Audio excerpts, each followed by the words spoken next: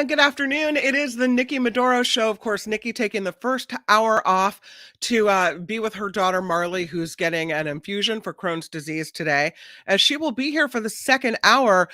Thank you, though, for joining us here live on the Nikki Maduro Show. Sorry I was a bit late coming over from the Mark Thompson Show, but I appreciate you being here. Let us start right off the top with founding sponsor Steve Moskowitz, someone without whom this show would not be possible. This is the tax attorney extraordinaire, Steve Moskowitz. How are you in San Francisco today? Doing great. Thanks, Kim, so much. And speaking of Mark, I wanted to carry over what we were talking about on Mark's show, Yeah. where I was saying ERC. And there's so many people that have talked to me that their CPA turned them down and said, you don't qualify for ERC because your gross revenue didn't go down enough. And I don't mean to badmouth CPAs. And I was a CPA before I was a tax attorney. Yeah. But here's the problem. Most CPAs that I know are only concerned with the numbers. And there's two ways to do ERC. One's with the numbers, a certain drop in gross revenue. That's math. 1 + 1 is 2. That's the correct answer. Nobody can argue with that. But a lot of them are saying, well, if you don't meet the math requirements, that's it, no ERC for you. And that's what the law says. The law says there's two ways, either or. The math test, which is an easy test. That's where we start too. If we qualify you on that one, we do it the easy way. But suppose you don't. There's lots of clients that don't qualify on a drop of gross revenue. Their gross revenue actually went up, but they can still qualify under the facts and circumstances test. Not everybody, but a lot of them. And I'm looking at all the money these people are getting that were initially turned away. And there's other ways we help clients too. Sometimes I'll get a call like this from a client. They can't pay all their bills. The vendors are calling them up, threatening them. Well, look, unless you pay me, I'm going to sue you and I've cut you off, nothing more. And the business owner says, well, look, if you don't give me products, I can't sell. I'll never be able to pay you. And I say, there's something we can work out. With your permission, I can give a copy of your filing to your vendor and say, look, this is money coming from the government. It's good money. You trusted my client to give him credit, so it's not that you don't trust him. It's just he ran out of money. He can't pay you. But he doesn't want to be put out of business, and he does want to pay you. So let's do this. Hold off taking any action on him until he gets this money from the government, and continue to supply him. And then everybody wins. Because if you cut him off or sue him, you're just not going to get paid, and maybe the client will go out of business, declare bankruptcy. You're going to get nothing. Work with us. Keep supplying them, and you see this is good money coming from the federal government. It's not an issue of the trustworthiness of your client because you give him credit. It's just he's run into some financial problems, which is very common. Look at all the big businesses having all these tremendous layoffs now. Yeah. And the bottom line is you say, okay, look, as soon as he gets the money from the government, he'll pay you. And that can work out. That can keep the business alive, and everybody wins. The supplier gets paid in full. He keeps the client. Our client stays in business, gets the government money. So one of the things I'm going to stress with the ERC, that's where the government is paying up to $26,000 for every employee that you had in 2020 and 2021 that qualifies. Yeah. We're happy to talk to you if this is the first you're hearing about it. But if your CPA turned you down and said no ERC for you because your gross revenue didn't qualify, didn't go down enough, talk to us for a second opinion. There's another way. And sometimes it's more work, like I was talking about on Mark's show. I have a client that I'm meeting with next week. This will be our fourth meeting because he's been working on homework and he's been giving it to me in bits and pieces. Okay, that's the way he works. So we accommodate a client. But we're having our fourth meeting. Now, I haven't taken a penny from him, and I won't unless, he retains us for the ERC. Most CPAs are not willing to go through that. Again, we're on our fourth meeting, and I haven't taken a penny from him. Most CPAs just, a quick in and out on the math. That's a big difference. So bottom line is if you've been turned down for ERC by others because your gross revenue didn't go down enough, talk to us. Let's see if you qualify under this other method. It's a subjective method of facts and circumstances. I think it's a big deal because I was talking to a man yesterday who owns the largest drag club in the United States. It's called SF, the Oasis, sfoasis.com, and it's in San Francisco. He was talking about struggles during the pandemic, about really creative ideas to keep the business afloat. But even so, and you think a massive business like that probably has a little bit of money to, stay on for longer, and they almost folded. They had to, ask for donations to stay in business. So I think a lot of people are still struggling, and this information could really keep a lot of people still in business and still being, doing what they want to do. Absolutely. All Yeah. you have to do is give us a call. Yeah. 888 tax deal and moskowitzllp.com. See if I can't put the Steve Mosko. There it is. 888 tax deal and moskowitzllp.com. So thank Thanks. you, Steve Take Moskowitz. care. You're super awesome. Have a great day. Thanks. Bye-bye. Absolutely. Bye bye. So that's Steve Moskowitz. And if you have any tax issues at all, or if you're thinking you might qualify for the ERC, whatever your issues may be, Steve can help. 888 tax deal, moskowitzllp.com.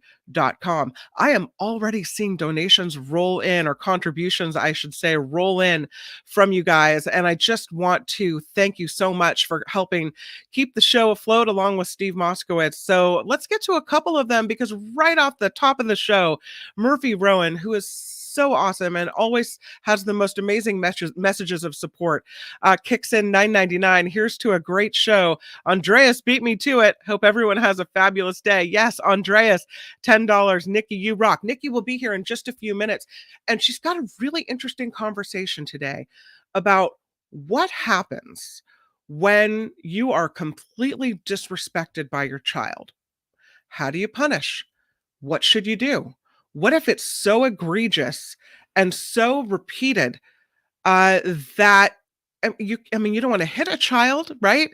You can take everything away, but they don't care. They don't care if they lose a phone or a car or privileges. What do you do?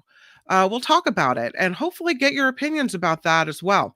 But first, let's talk a little bit about some news, because there's a story today. We kind of touched on it a little bit on Mark's show, but I wanted to talk about this kidnapping in Mexico. This is something that's been scary to me for a while. A lot of people just kind of go to Mexico, don't think about it. Oh, I'm going to the beach in Acapulco. I'm going to Mazatlan. I'm going here. I'm going there.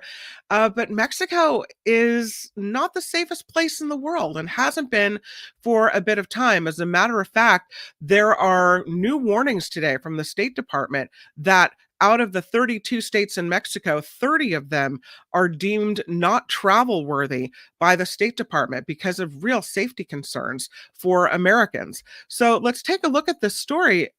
Really scary.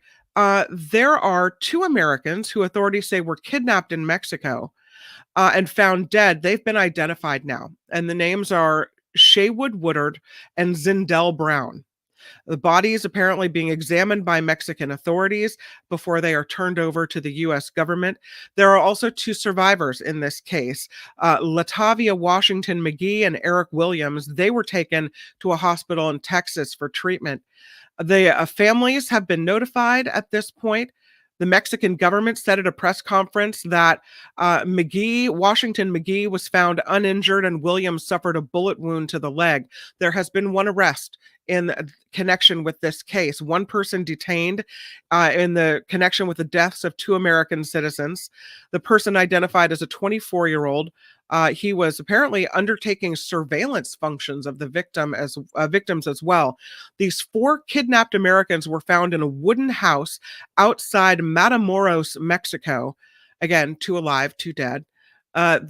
During the 3 days after the criminal act, the four people were transferred to various places, including a clinic, in order to create confusion and avoid rescue efforts.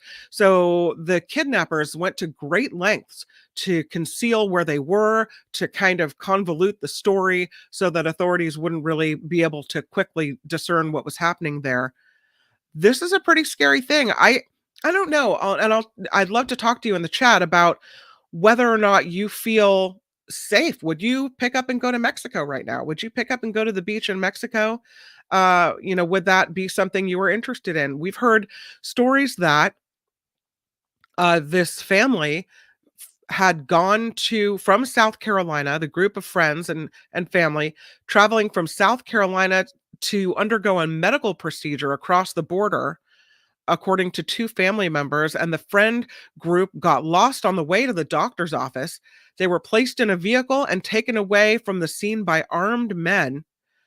And FBI saying that it looks like the Mexican cartel likely mistook them for Haitian drug smugglers. So it's just the whole story is scary. And I don't know what you think about it. I don't, I'd love to see what whether you feel safe and whether you feel like it's would be a comfortable situation if you're going to spend your travel dollars. Are you headed that way? We've got Knit One Pearl One saying I'll stay in the United States.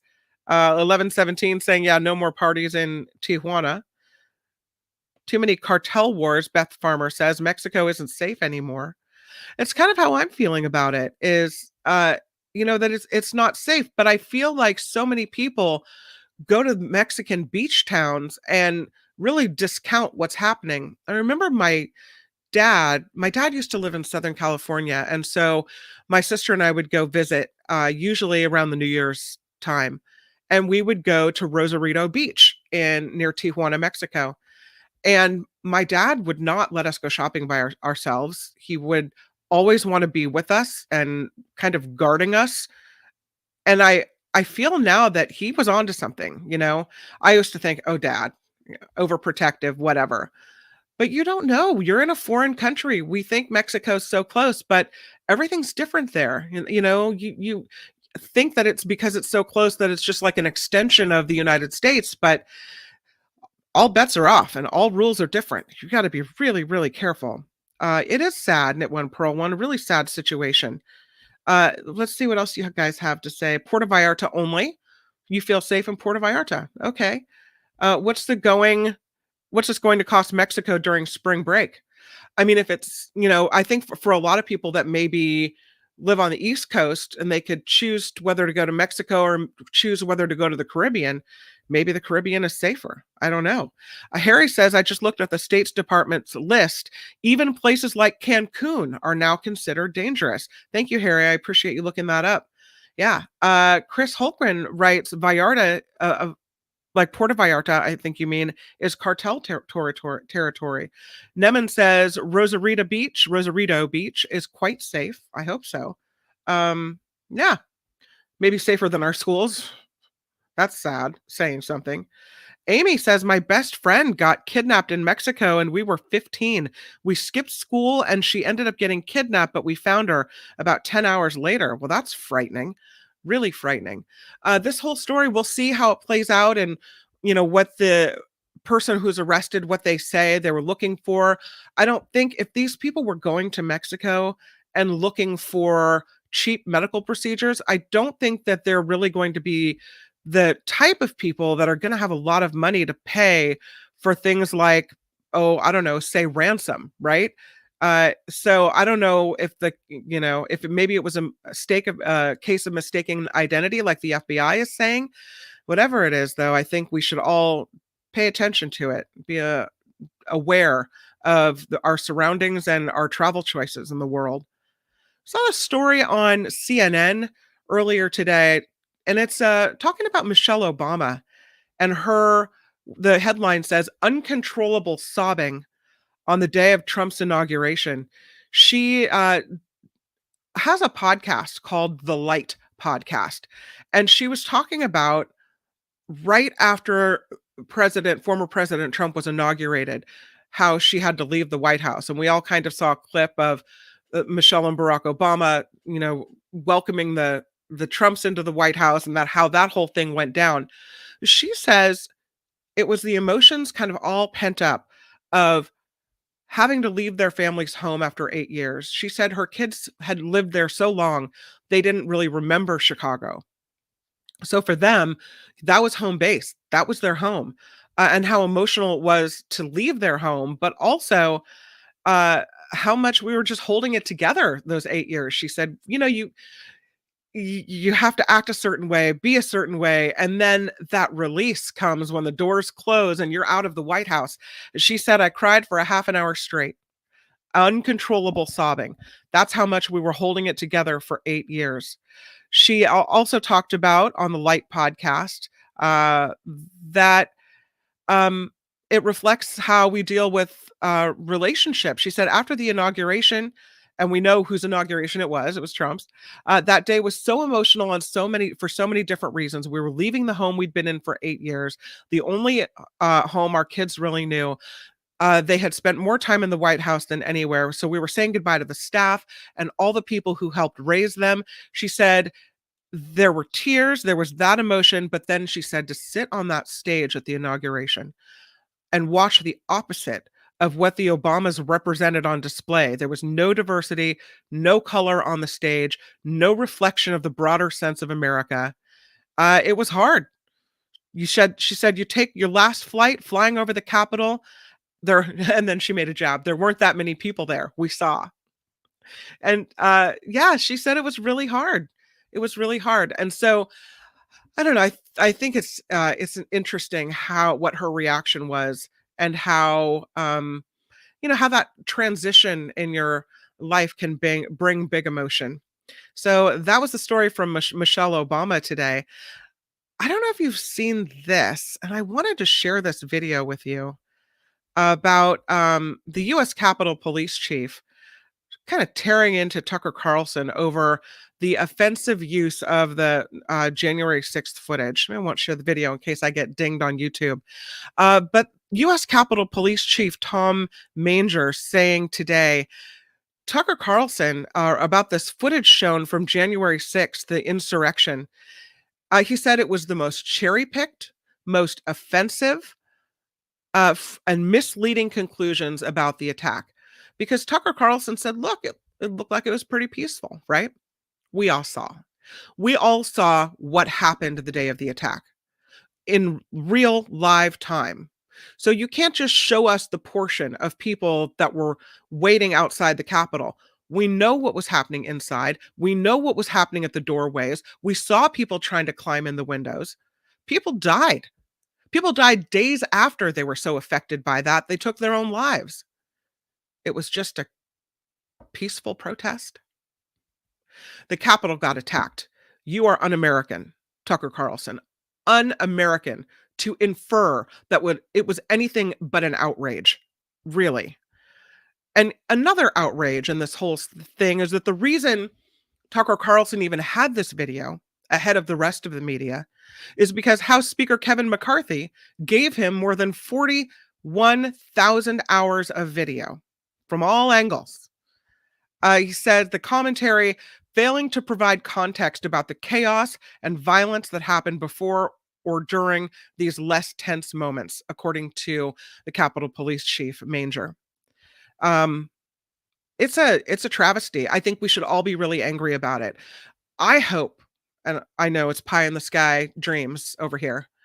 I hope that because Tucker Carlson has already been caught lying on purpose to the American people, right? Emails saying, hey, this guy's crazy, and then going on his show and acting like nothing's wrong. Because he's already a documented and proven liar, that maybe people won't put as much stock in what happened. There are people that really don't think what happened at the Capitol is a big deal, that it wasn't an absolute attack on our democracy and on our country.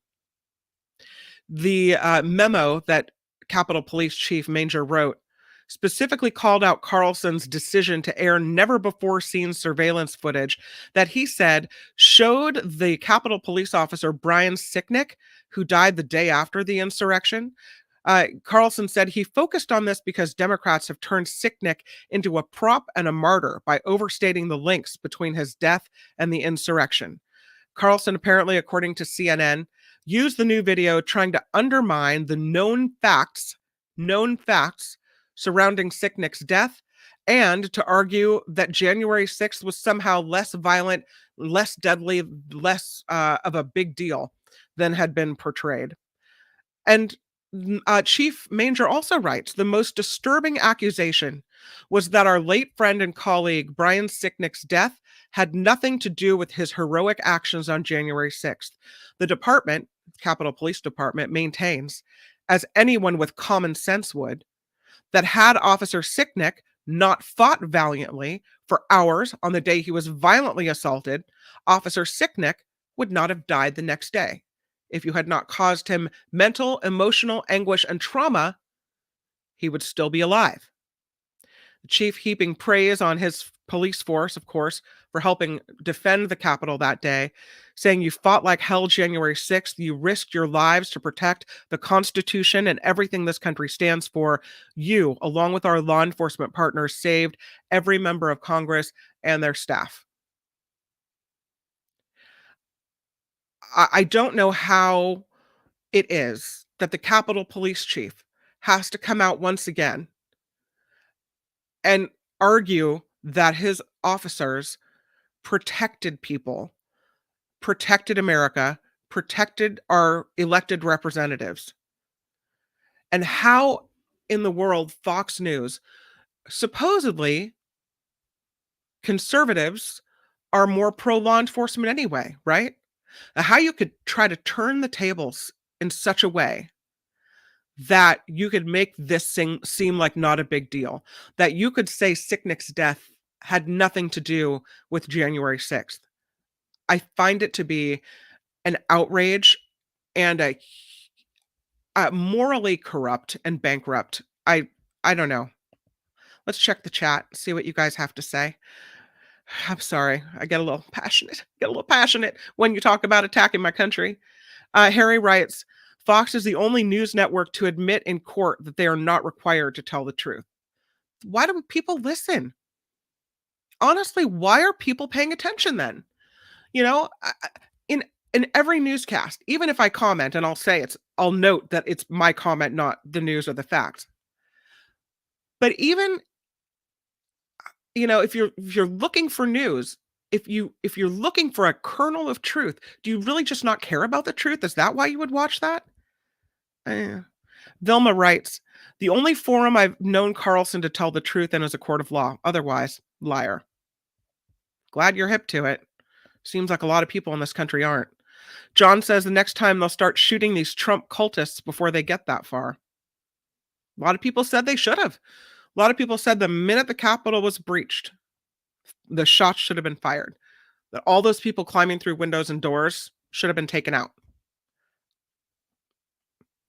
I mean, I never want more loss of life.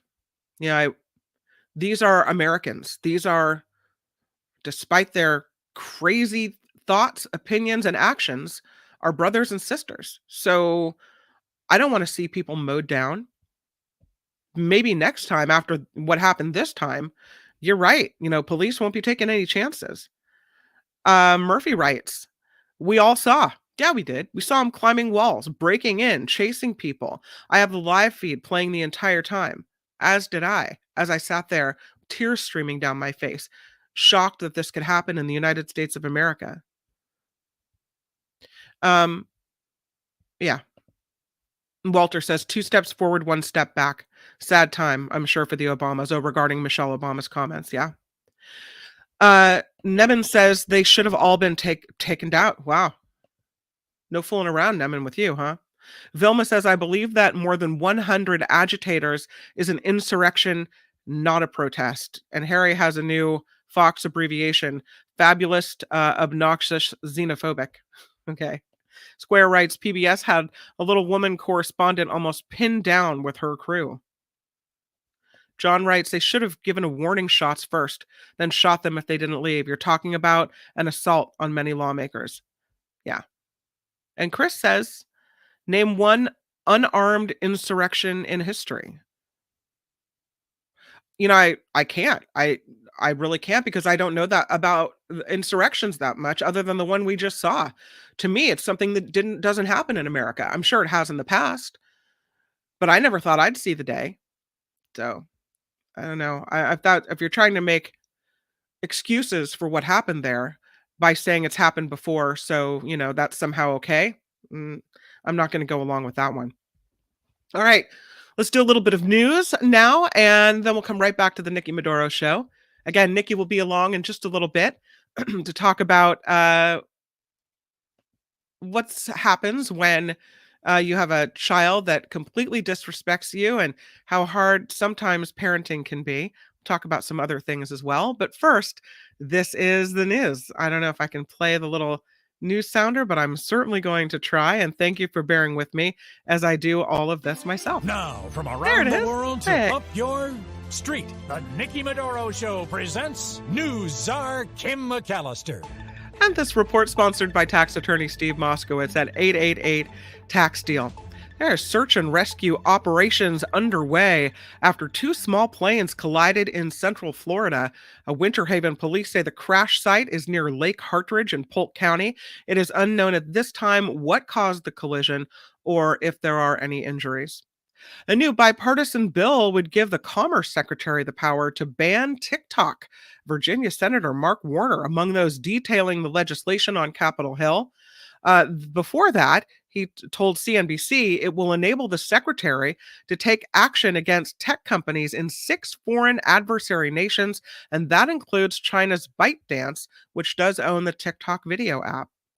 The CEO of Starbucks is set to be roasted in Washington, D.C. later this month. Howard Schultz will answer accusations about the coffee giant trying to stop unions from forming at the stores across the country. Senator Bernie Sanders leading the committee that Schultz will testify with on March 29th. And Netflix is renewing its golf docuseries show for a second season. Who watches the golf series? You guys watch that? The streaming giant announcing the renewal of Full Swing. It follows a group of golf stars competing on the PGA Tour, including Justin Thomas, Jordan Spieth, and many more. This report sponsored by tax attorney Steve Moskowitz at 888 Tax Deal. For more than 30 years, Steve has put his tax knowledge to work for individuals and for businesses. So if you need help with your taxes, you got to call Steve Moskowitz again at 888 Tax Deal or at moskowitzllp.com. All right, let's get back into it. Back into the Nikki Maduro Show. I'm Kim McAllister, in for Nikki during this first hour. I wanted to talk to you about the abortion issue. I know we had talked earlier about Walgreens saying that it will not provide the abortion pill in many states where it is legal because they're concerned about having Republican attorneys general in those states, and that the attorneys general may file suit over the abortion pill. Now we get a case out of Texas regarding the Texas abortion ban. These women are suing, saying this abortion ban has put their health at risk. Here's the story from CNN. Several women say Texas abortion bans pose significant risks to their health. They are suing the state this week, and they're saying that this is opening up kind of a new front in the legal battle since the Supreme Court overturned Roe v. Wade. 5 women are alleging in this lawsuit uncertainty around when medical emergency exemptions in Texas abortion laws apply exacerbated their medical emergencies, put their lives, their health, and their fertility for a future in danger.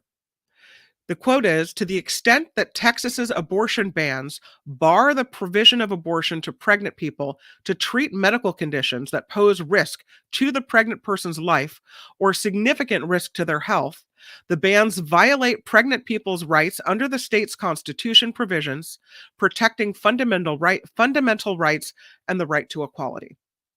We've seen this already with this abortion ban.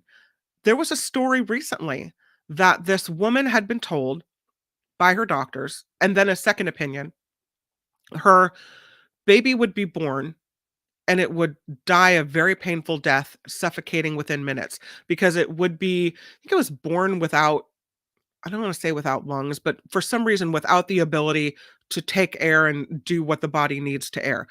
It would, so the baby would then suffocate because once it, you know, emerged from the womb and tried to take its first breath, that would be pretty much it. And in the next few minutes, it would die. So, because of that, and we know that pregnancy is not without risk either, it was an obvious choice to end the pregnancy and the suffering of the baby once it was born, the mother to carry it to full term without risk. And so when she asked to end the pregnancy, the doctor said, given everything that's happening, we can't do it. We don't feel comfortable. We're putting ourselves at risk for, medical malpractice or a lawsuit being filed or whatever it is. And so she carried that baby to term. She shouldn't have had to do it for whatever reason. Just because she didn't want to was a good enough reason. I think I agree with Pete Buttigieg. When you get to the point in that pregnancy that's late, you wanted that baby. You're devastated that you can't have that baby. There is no reason to withhold reproductive freedoms from women. We're going to make the right choice. I'm sorry if you don't like it. I'm sorry if you don't agree, with a woman in early pregnancy's choice to terminate. Most abortions happen very early on. I hope this lawsuit goes somewhere in Texas. The lawsuit not seeking to block Texas's abortion bans outright. Rather, the women who are joined by two medical providers on the lawsuit asked the court to clarify that abortions can indeed be performed when a physician makes a good faith judgment. Oh, look at that. We have to go to court to say we trust your doctor's judgment. So they are clarifying that the doctor's making a good faith judgment that the pregnant person has a physical, emergent medical condition that poses a risk of death or risk to their health, including their fertility. So, and again, this comes after, and I'll detail it here in the CNN article. The complaint details harrowing stories of being denied abortion care when they faced emergency complications in their pregnancies. All of those pregnancies were wanted, they say. They wanted those babies. They filed the lawsuit Monday in Austin, Texas, and we'll see what happens. I mean, horrible to have them, these 5 women, want these children, probably in some cases desperately hoping their pregnancy is successful. And then to be told something is wrong, that their lives are in danger, their children are probably not going to survive, and to have this right taken away from you. I hope the lawsuit is successful. I really do. So that's, again, a case out of Texas. Let's get back to this Walgreens case as well, because now California Governor Gavin Newsom is saying, California's done with Walgreens. I beat you to it, Gavin. I said it on, what was it, Friday we were talking about it? Yeah. And thank you. Because I think when the governor comes out to say something like this, it really has teeth. The question is, what dealings does the state of California have with Walgreens? Does this really have any teeth? So the governor is saying, California won't be doing business with Walgreens or any company that cowers to extremists and puts women's lives at risk. We're done. And I love it. I love the sentiment. I love the statement. I love the strength behind it. I love the support for women's rights, as you can see. I don't think it necessarily matters whether California does business with Walgreens or not. I just think that he said that puts Walgreens on the hot seat in California, and it shines a spotlight on that company. And like me, you have a choice of where to shop. So if it's an issue for you, if it's an important issue for you, you can think about it and decide where you spend your money and ask yourself, if you can go somewhere else, why wouldn't you? Why would you support that type of decision? That kind of weakness, no spine, cowering to Republican attorneys general in other states instead of standing up for women who may need your help. You should do a better job than that for your customers. You really should, Walgreens. So you don't have my business anymore. And apparently Governor Gavin Newsom won't be shopping there either. I don't know what the state of California is going to do. It was asked by the press to Governor Newsom's office, what does that exactly mean, that the state of California is done doing business with Walgreens? They didn't really have an answer for that. They said California is reviewing all relationships with Walgreens and the state. We will not pursue business with companies that cave to right-wing bullies pushing their extremist agenda, companies that put politics above the health of women and girls. When pressed for more details about what the relationship is that currently exists between California and Walgreens, the governor's office didn't issue a reply. But whatever it is that comes up, right? I mean, eventually Walgreens is going to want something from the state of California. So whatever it is that you need next, Walgreens, don't count on it, right? Because you weren't here for women of California, so why should the state be here for you? Flo writes, no more Walgreens for me. Yeah. Lori, hi Lori, says, Governor, let people boycott and please put your influence behind the Public Utilities Commission and PG&E. That's a long time coming for Governor Gavin Newsom.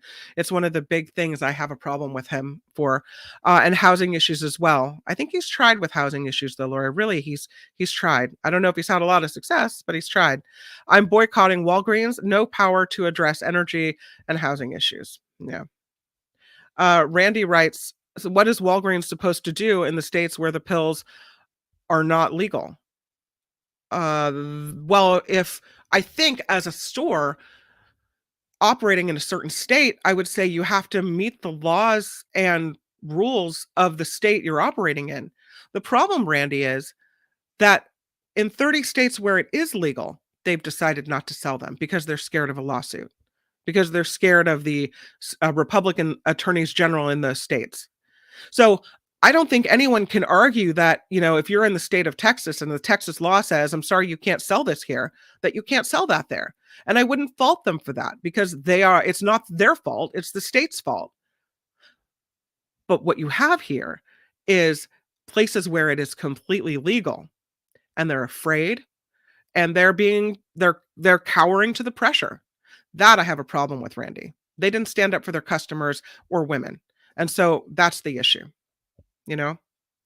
Let's see, Chris writing, there's a Walgreens and Rite Aid on every corner. There's a lot of Walgreens in San Francisco. It seems like they're all over the place.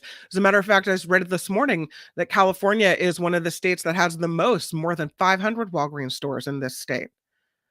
Randy again writing, I didn't understand the part about Walgreens deciding not to sell in the states where the pills are legal as well. Yeah, Randy, that's what I'm saying. I'm not going to be unreasonable about it. I mean, I don't think you should, as a business, knowingly break the laws in the state where you're operating. I don't think anyone expects that. They would face all kinds of fines, legal repercussions, and whatever, for sure. But where it's legal, to just bow to pressure because you're afraid of a lawsuit, you're afraid to even fight it, even though you're in the right. Lori again writing, California already helping with addressing medical stuff with Covered California. Okay. Let's see if anybody else has a comment. So Nick, you break the law, you might get shot. Personal choice, I guess. I think he's talking about what happened at the Capitol. So thank you for the comments on that. Obviously a story that I feel pretty passionate about. So it's hard to see. It's hard to see that happen. Our rights being taken away little by little all over the place. Mark said it's not little by little. It's kind of, happening quickly.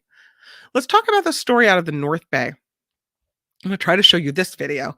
There was a Forestville bicyclist who was struck from behind, apparently had a video camera on the bicycle, the whole thing caught on video, and police didn't cite the driver of the car.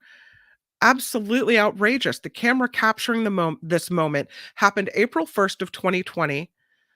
And the cyclist hit from behind by a gray Mazda 3 sedan.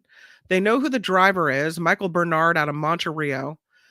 The cyclist injured, and I'll show you what it looks like for just a moment. See if I can't share the screen with you.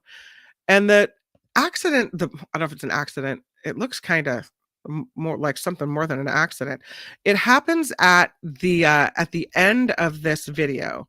So bear with me. The video posted on pressdemocrat.com. See if I can share it with you right now.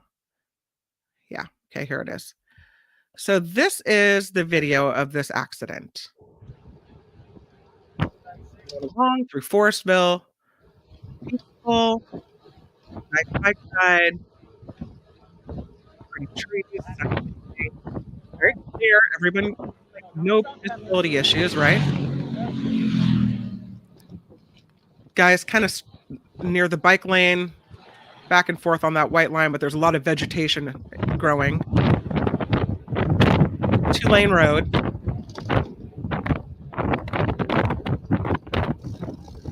And there's curves in the road, you could say. But this is, I mean, you should be able to see the person in front of you at this point.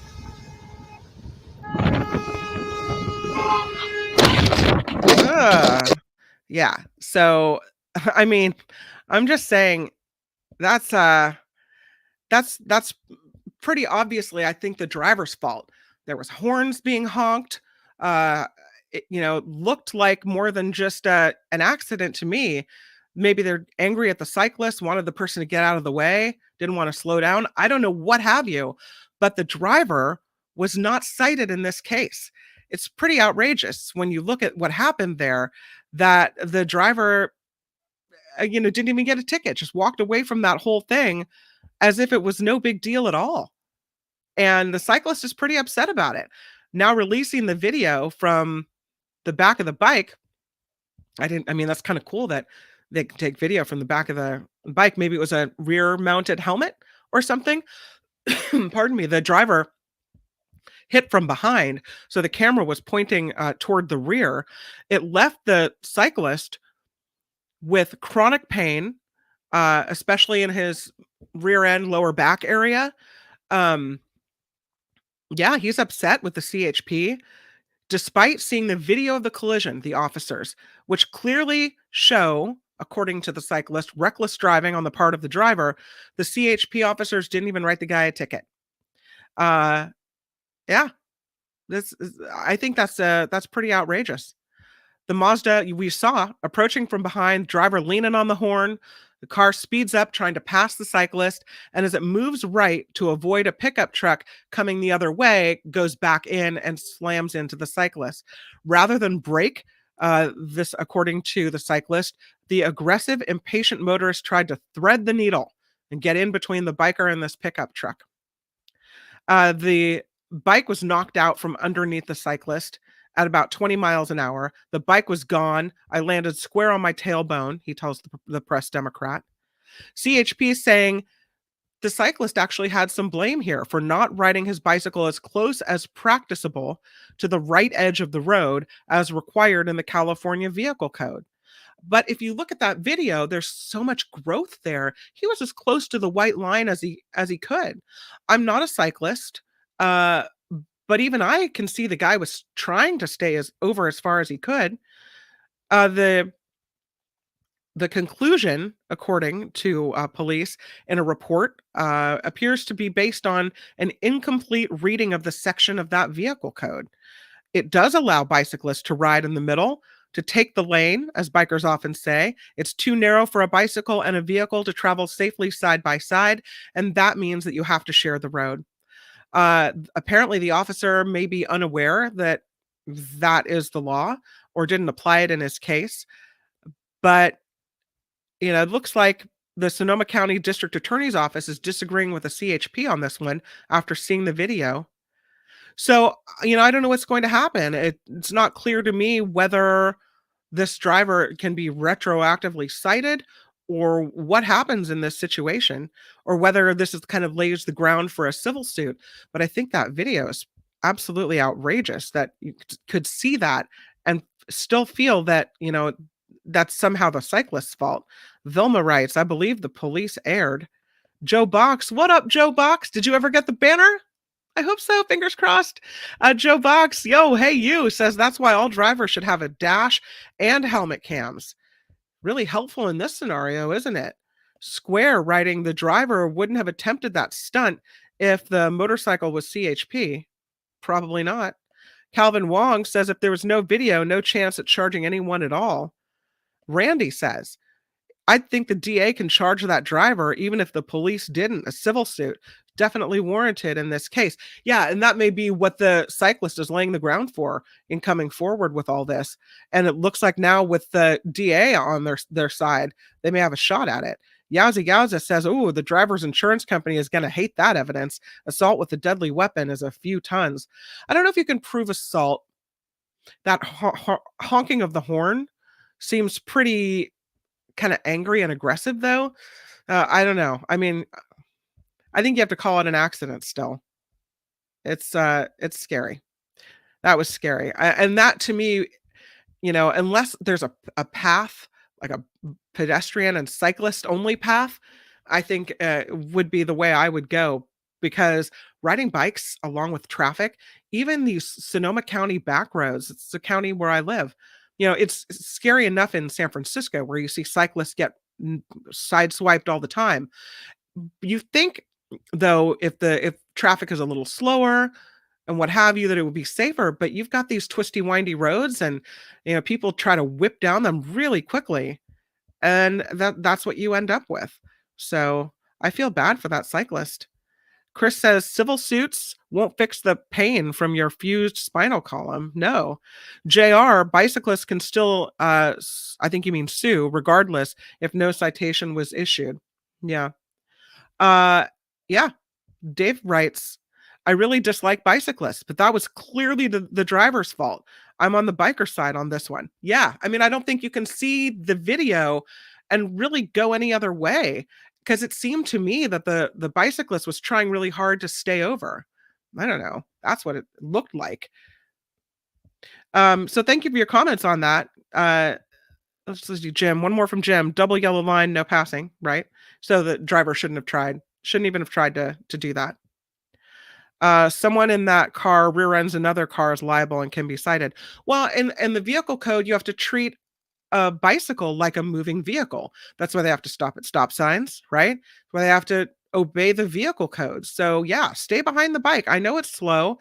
I know it's annoying, but chill out. You don't need to be in such a hurry to get around a bicyclist or to get somewhere that you hurt someone in the process. But there's a lot of people that drive around with just this kind of energy, where you feel like they are just itching for something to happen, where they just like they need to get there fast, fast, fast. The kind of people that pass you and then you get to the stop sign at the same time, that kind of thing doesn't make any sense. John writes, why would you hate bike riders? I don't think, John, that people hate bike riders. I think in the past there's been animosity between the drivers of vehicles and bike riders as they try to share the road, so that if bicyclists are taking up the entire road and causing you in a 40-mile-an-hour zone to slow down to 5, and no one gets over or seems to care that you're impeding their day, or was it critical mass in San Francisco where cyclists take over the streets and jam up traffic on purpose to make a point about sharing the road. So there's some animosity there between drivers and cyclists. And I think in a case like this, it does nothing to further the whole share the road mentality. The whole everybody calm down, we can all be out there together, just look out for each other mentality, which I like to subscribe to. One more from Dave. The cyclists can hold up traffic for up to 5 cars on a road with no bike lane, but then they have to pull over and let the cars pass. Try convincing a cyclist of that. I didn't know that was the rule, if it is. Yeah. Yeah. You make me have to hit my brakes. It's more than that, John Watson. It's not just hitting the brakes. It's having to slow down for a period of time. And it's, I guess, the inconsiderate nature of delaying others and not being aware of your surroundings and not caring that you're delaying others. If I'm delaying someone, I know they want to go fast, but I don't. I'm pulling over and letting them go around, right? I don't want to be the cause of someone else's frustration. And so it's about being aware of your surroundings, because we all have to share the road together. In that vein, though, it's also about that driver looking at that cyclist going, he can't get over anymore, right? I have no reason to lay on my horn and be mad at that guy. So I don't know. Heather Kennedy writes, they can be an absolute menace on Highway 92 or Highway 1 out of Half Moon Bay. Narrow roads with blind curves. They're right smack in the middle of the road. Heather, I agree with you, especially because sometimes you come around a corner and there's a cyclist right there, and it can scare you because you almost hit that person, or it seemed like they came out of nowhere or whatever. So it can be scary not to know when the next cyclist is going to pop up around which bend. You have to definitely slow it down out there. I don't necessarily think that's a bad thing, but it does decrease the time of how long you give yourself to get somewhere because there's cyclists all over the road. Joe Box, no tarp, lost in California somewhere. Oh, the saga of the Mark Thompson tarp continues. I'm sorry, Joe Box. I did my best. And it was a really cool tarp. We had all signed it on the Mark Thompson show. We had little messages for you there of love. I'm sorry. Hopefully, I'm not giving up hope. They're going to find this giant tube. It's taller than me. It's about yay big around. They're going to find it. It's going to get to your doorstep. I'm not giving up hope. I feel like that is absolutely the case. Yeah. So thank you for talking about that story with me. I know there's a lot of frustrations between, and you saw it even here in the chat, between cyclists and between the drivers of vehicles. And what I want is, instead of inflaming those issues again, I want that video to be seen as, okay, another reminder. Don't get angry. Take a deep breath and let's all figure it out together. Let's not, try to get around someone at breakneck speed and hurt people. Whether you're frustrated with them or not, I think we can all agree that we don't want to hurt anyone. So, yeah. Get Michael Finney behind the tarp. Call Michael Finney. Yeah. I will say that UPS did a really bad job. Over and over and over again, they did a really bad job on trying to get the tarp sent from Petaluma. It arrived back at my porch the next day, even though I took it to the UPS store. They weren't paying attention to the right stickers. They said they would take the stickers off. And even then, it ended up in Southern California and never ended up in New York, where the main sticker said it should go. So UPS did a really bad job on this, but hopefully you got your insurance. Okay, let's take a moment. Click the like button if you can. I really appreciate the support of the show, and so does Nikki. So let's all do it together. 1, 2, 3. Click the thumbs up. Thank you so much. The super chat is live, so thank you for all the donations today. So appreciated. If you'd like to kick into Patreon or PayPal, you can find us at thenikkimadoroshow.com. You can also find the ways to listen to the show via podcast there. If you don't know, the show is on YouTube, but it's also then afterward, the sound is taken out. It's put on various podcast platforms. So if you wanted to listen to us in the car, like the olden days of radio, you could do that and go to any podcast platform like Apple, Google, I think Spreaker. I think we're on a bunch of them, many, and take the podcast with you, download it, and we're in your car just like the old days. So that is if you don't have time to watch the show here on YouTube. But all of the YouTube shows are also available in recorded version later on if you didn't know.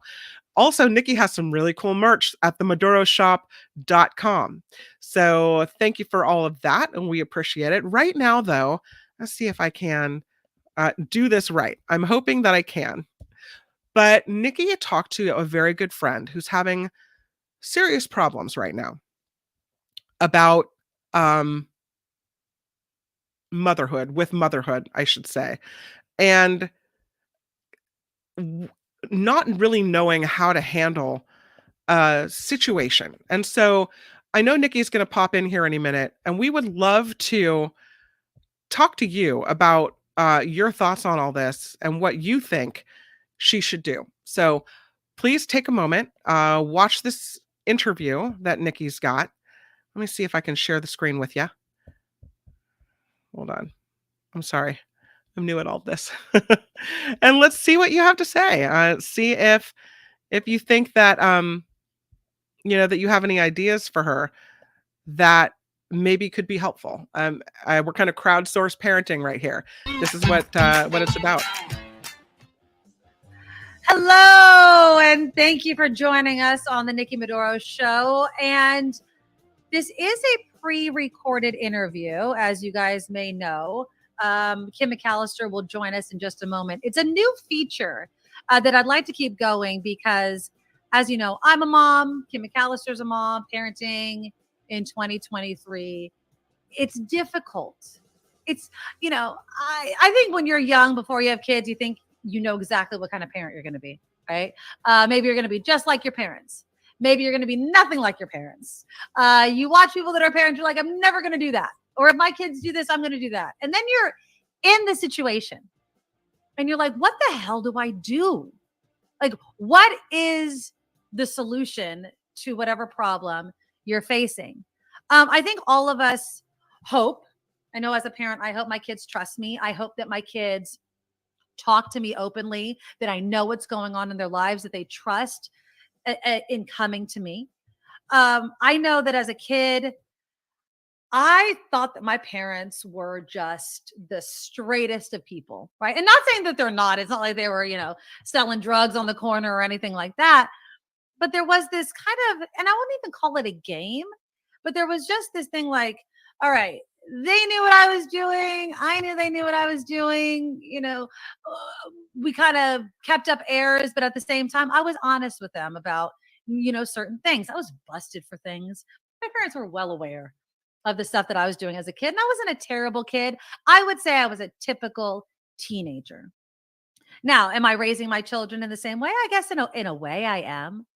I think it's important for parents to, be honest with their kids. I think, for me personally, because I'm such a admittedly hot-blooded woman, sometimes I blow off the handle too much. I apologize to my kids when I know I'm wrong. I know some parents don't do that. They just, I'm never wrong. I don't want my kids to think that I'm ever wrong. I don't subscribe to that belief. If I'm wrong, I admit it. If my kids are wrong, I make them admit it. But what do you do if your kids are at this stage where no matter what you say and no matter what you do, you're just not getting through to them? So much so that you think these kids don't even friggin' respect me anymore. How do you get it back?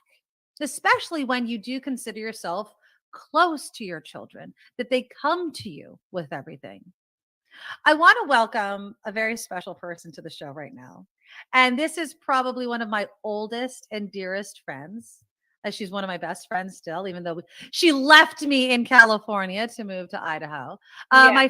My friend Jen is here. And Jen, I adore you. And I'm so happy that you are the first person that I'm bringing on in this, what I hope to be an ongoing feature about parenting, because you are in quite the conundrum, my friend. Oh, And yeah, I want to kind of set this up a little bit for our viewers and our listeners. We were talking this weekend about a pretty serious situation you're in that's very typical, I would say. You have a teenager that likes to go out with their friends, and you have a teenager that I think is really testing those boundaries with you. So you wanted to kind of come on the show, and I welcomed you on the show because you don't know what the hell to do. So you're like, you guys tell me, what the hell would you do in this situation? So I'm going to have Jen set up the story. You guys can follow along and give your comments. Again, this is recorded, so I'll come back with Kim McAllister and we'll kind of weigh in on this, and I'll send Jenny any of your guys' advice as well. But Jen, you have the floor, my friend. all right. So I guess starting it off is I have two teenage daughters. And I just, like, me and my husband feel like we have lost control. Just lost control. Just the amount of disrespect that we receive. And let me tell you, we have tried everything. So yes, basically it is, she likes to go out with her friends on weekends. That's great. Her friends don't drive yet. She does. So she's got the car, she's got the wheels. Right. And sometimes she's making poor choices more oftentimes than not. But we are constantly looking in her car, checking her car. So she, was out with a friend. She was going to come back, pick up her car, take her sister. They were going to go spend the night at a friend's house on Saturday. And my husband was like, I think it's a really good time to, maybe just check Ava's car and see what's happening. And so he opens the car, and he instantly gets a whiff of alcohol and vomit. That's fabulous. Okay, That's great. lovely. You know what's going on in the car. Vomit is telling me you are booze cruising in this car. So we're like, no. So what do? We call Ava and we're like, get home. You're not going out tonight. this is ridiculous. You need to come home. Her response, I'm not going to get in trouble for that. That wasn't me. That was my friends in my car. This isn't my thing. I should not be grounded for this. And in fact, I'm not coming home. Like, I'm going to do what I'm going to do. And you're basically going to deal with it. Wow. So what do? We instantly take all the money out of her account. We drain her account thinking, okay, well, at least you don't have any money. Right. We turn off the phone. They're still able to text, but we turn off the phone. Sorry, I'm gonna throw this at my dog. Stop. Anyways. Nugget's always a pain in the butt too. Don't worry about it. These guys are a pain in the butt too. But it's like, what else do you do? I mean, I've had people be like, whoop their ass. Sorry. Yeah. No, you can't do that. You cannot do that this day and age. Your kids know what their rights are. They're smarter than you think. In fact, they've used that against me. They've walked up to me and been like, what are you going to do? Hit me? You'll go to jail. Like, go ahead. And how does that, let me stop you right there. How does it make you feel when your kids who love you, yes, and that know you love them, but are Yeah. just looking at you and saying, I'm not going to listen to you because I know, one, you're not going to hit me. It's against the law to hit me. You'll get in trouble if you hit me. What tools do you think that you have then? And what else have you done? I mean, besides obviously the tools of taking the car away, taking the phone away. But what do you do when none of that works? I mean, I drive them to and from school, regardless if she had the car or not, because I can't trust them to actually stay in the building. And I'm not asking much as a parent. I'm not asking for straight A's. I'm just asking you to go to school. Give some effort. Give, like, I don't care, a half an effort. Just show up. Mm-hmm. But it's like, it's insane. It's just, so yeah, it's you get to this point where you're like, well, what do we do? Like, honestly, I've never been in this position. Like, I don't know. And the fact is that my two girls, they're less than 2 years apart, just under 2 years apart. And we did that thinking, oh, they're going to be friends. Guess what? It worked. They're friends. And they gang up on us. Mainly me. My husband's working full time. He's busy. I'm here trying to keep everything under control. And I would say that I'm failing miserably. I feel that I'm failing miserably. I mean, are my kids honest with me about what they're doing? Yes. Sometimes where I'm like, dude, I don't want to hear this. This is too much information. But thank you. But what do you tell them when they're so honest with you? I mean, are they being honest to shock you? Are they being honest? I really don't know. I feel like part of the disrespect from my kids is that they're like, I could treat my mom however I'm going to treat her, and she is going to unconditionally love me anyways. So I feel like they have this safety there. Like, it doesn't matter. And I feel like at that age, 16, almost 17, you have one thing on your mind and one thing only, and that's yourself. Their brain has not developed enough to think about, oh, I'm hurting this person or I'm hurting this person. Ava, her biggest thing is just basically like, I'm living my best life. Like, and that's what she told you, right? She has no regrets. Yeah. She said, I am living my best life. I have no regrets. Like, what if I die tomorrow? And I just didn't live my life. I'm at a loss.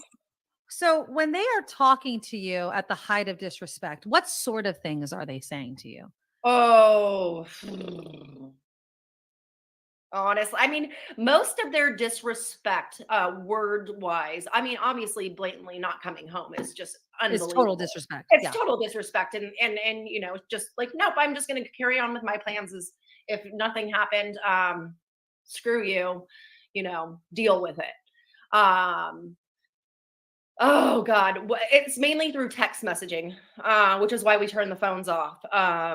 It's just they bully me. Mhm. You know, they call names, they name call, they basically tell me to F off. I mean, it's just blatant disrespect. And, you know, it's, you kind of question, like, did I raise them wrong? Did I do wrong? Like, no, we did everything everybody else did. We did timeouts. You know, you sat in the naughty chair. I mean, Right. you're And you're grounded. taking things away. I mean, yeah, you're I'm grounding them. taking You're things taking away, things but away. it's like we took the car away, and the big thing with Ava, it's like she's a smart girl, and the big thing with her, it's just like she's just like, yeah, you know, well, you took my car away, like thanks for the break. Like it's just kind of almost like, oh, you did me a favor. Right. Like Like she now I doesn't don't have to drive care. my friends around. Like just does not care. Yeah. Um What and is your fear? What is your fear of certain consequences? Because I can imagine, a lot of people probably are saying, spank them, right? There's a strong a group of people that still grew up in the age of spank them, smack them, not beat them necessarily, but yeah, but you started off this whole conversation saying we can't do that anymore. They know But we they're right. can't do that, and not to mention, how am I gonna spank a 17-year-old girl that towers over me? I'm She not a does. tall person, you know? I'm not a tall person. She's bigger than me. Like, Mhm. I mean, even my youngest is taller than me. So, I mean, really going beefing up with my kids, I mean, that's they're gonna fight back, Yeah. at that point. There is no spanking. There's none of that. That's not an option. Would you Uh, ever consider kicking your kid out of the house? I have literally, I mean, no, I, which is another thing. It's yes, I like get it. Tough parenting is called tough parenting for a reason because it's tough Mhm. because it's not easy on you as a parent. No, I can't. I think that's against the law. Actually, I don't think Well, I if she was can 18, either. obviously you can't do it now. That'd be Yeah, I abandoning your can't just child. be like, get out of the house, enjoy the snow outside. Good luck. But Tell me how you like it. Yeah, yeah, exactly. tell me how you like that under the bridge cardboard box life. Like, but I mean, yeah, I don't know what other than taking cars away, freezing money when she's doing that, taking phones away. I drive them to and from school. She's grounded for a month now. Mhm. Um, I think sometimes as a parent, when you're in that situation and it's constant, it's every day, like you don't ever feel like you're getting a break. Um, and I'm not saying that it's right, but like sometimes, I mean, we have given in with punishments not lasting as long as they should, because frankly, sometimes you're grounding yourself as well. Uh, it's like, yeah, great. Now I'm driving you everywhere. Now Right. I'm ushering you back and forth to work and to this person or to school and back and forth to work or whatever. It's an inconvenience for me as well, which is totally understandable. I mean, that's life. That's Yeah. part of parenting. I guess I just didn't expect for it to be this hard. Mhm. Um, I just did not expect for it to be this hard. And What is that, yeah, I have a whole big backstory of what I deal with, which is a completely different thing, but we do have some mental health issues and with the kids or kid, one of them. And Yeah. so that on top of it, trying to navigate and raise two kids completely different, punished separately, differently because of Those obviously situations, yeah. situations and issues. I really just honestly I feel like my hands are tied behind my back. Should I have called the cops and said, hey, my kids ran away and put them out as runaways and have them get picked up by the cops? That's an option. It's an option, and I know it's an option. It's not an option that I wanted to do. It's Mhm. not something that I didn't want to do that. I don't want to call the cops on my children. Yeah. Um, It's a big she step to call the cops on your children. What's up? It's a big step to call the cops on your Oh, children. absolutely. And not one that I'm ready or willing to take at this point. I don't know. I just teenaging. Oh God, it's just so hard. Have you talked to any of the, I mean, are there any parents out in Idaho that you look at, you're like, what do you do to keep your kid in check? Right. I mean, is there any support system for you out there from I other mean, parents? I obviously talked to my parents, my mom and my mother-in-law. Like both of my moms have been like a major support. Obviously, you and But like anybody else going through it with you with no. these So the kids? thing is like a lot of people I know right now. I mean, they have younger kids. Yeah. So I'm sure you've heard the term of small kids, small problems, big kids, big problems. Yeah. It's true. Yeah. So it's yeah. I mean, the thing is, and the thing I love my kids, and most of the time, I like them. Mm. I actually can have a conversation. We have a great time. We laugh. So it's like, how can you feel so close to somebody and then them just completely switch it on you and are just like, yeah, what you say doesn't matter. I Right. think that's what shocks me the most is just not taking responsibility at all, Yeah. and yeah. Have you ever shared with them how much it hurts? Like after the situation, not in the middle of it, not in the thick of it, but when Oh you yeah. guys are just getting along and being like, you really hurt me when you do X, Y, and Yes, Z. absolutely. And they're And what's like, the response? oh, I'm so sorry, and that we love you, and da da da da da. But I was just living my best life. I would die. So I would die. it's yeah. But I'm just living my best life, mom, and Yeah. your reasoning is not reasonable enough for me to feel that I should be in trouble. So I'm just going to ignore you. Have you ever thought about getting, and I know with your youngest, it's a different situation, but with Ava, like maybe going to some sort of counseling together as a We mom? yeah, Yeah. we've done some family counseling. We've done that. Mhm. And what do they say? Like, do they give the kids or you any like things to say in the moment or? Yeah, no, there's nothing to say in the moment. I mean, basically, when the children or when they make up their mind that they're just going to disobey, I mean, they are fully committed. I mean, They're I not mean, listening to you. great commitment, on their part because yeah, it's she knows what's coming. She knows she's going to be in trouble. She knows that she's probably not going to see her friends for the next 3-4 weeks. But she's like, oh well, I'm going to make this one night worth it. It's funny that you said that. I'm going to just My go dad, out. yeah, my dad used to tell me, he's like, if you're gonna get in trouble, get in trouble for something good, right? Like, don't Mhm. be grounded every month because you're 10 minutes late. If you're gonna be late, be late. Yeah, And it's a weird comment to make to a teenager, but it kind of seems like your oldest is living her life that way. Like, if I'm gonna get busted she anyway, definitely took your dad's advice. yeah, yeah, Thanks, Joe. yeah, yeah, Good exactly. advice. All right. Well, I mean, so to all of my viewers and my listeners, this is Jen's situation. I think many of us can remember what it's like. And Jen, we talk about it all the time. We remember what it was like to be 17 years old, 16, 17 years old. We understand it.